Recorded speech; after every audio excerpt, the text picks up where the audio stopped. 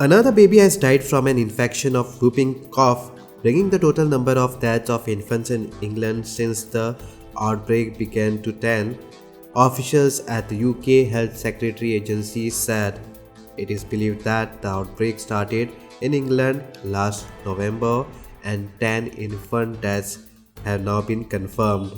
The first death was reported in December 2023 and the rest occurred between January and June 2024.